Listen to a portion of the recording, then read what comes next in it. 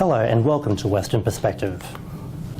Well, Indigenous Australians have had a negative history since colonisation, a past that has been characterised by crime, mistreatment and abuse from Australians, including police. But WA's police force is offering an olive branch, pledging to fight past police abuse and improve the relationship with First Nations people, despite claims from Indigenous groups of limited change. So will it lead to change? We examine if WA Police's promise is a chance to break the cycle of mistreatment towards Indigenous Australians.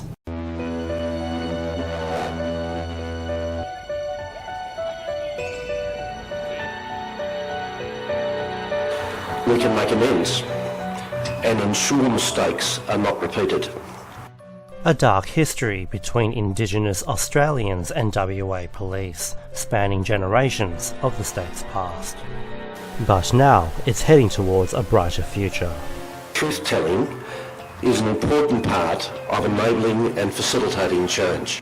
WA Police is bridging the gap with Aboriginal and Torres Strait Islander peoples, seeking to rectify the abuse inflicted towards them in the past century. But while it's renewing efforts to end the mistreatment of Indigenous Australians, concerns remain about the culture of racism between police and First Nations people.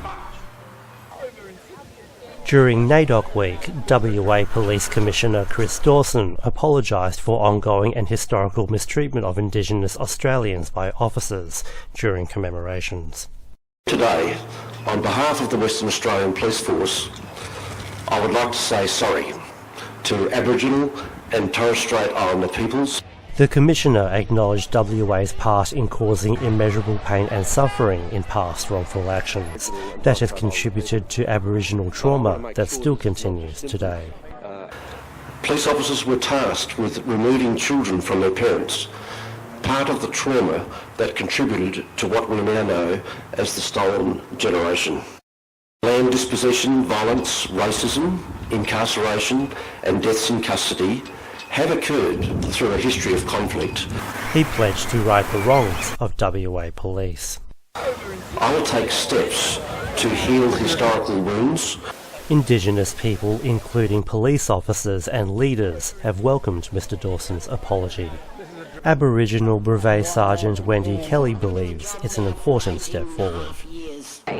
Very significant. I just feel like the police and the Noongar community can actually move on now.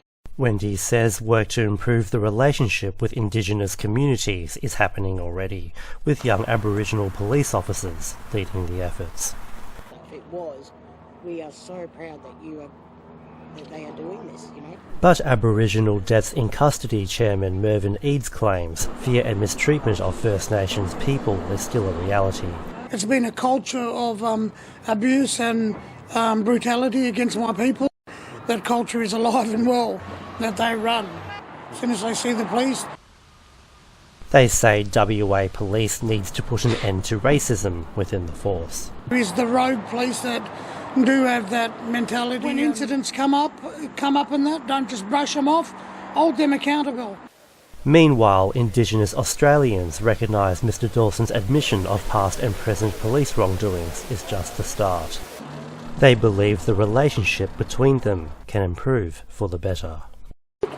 Very well appreciated by the First Nations communities. The Commission has come out and said that they acknowledge it and accept it and own it. The ownership of it is really, really strong and good for all relations moving forward. And that's all for this week. We'll be back with an all-new episode of Western Perspective next time, but for now, it's back to you. Thank you, Nelson. And that's our weekly news and current affairs. For all the latest happenings, you can visit our website and Facebook page. From Daniel, myself and the rest of the team until 8 o'clock next Sunday, a very good evening to you. Good night.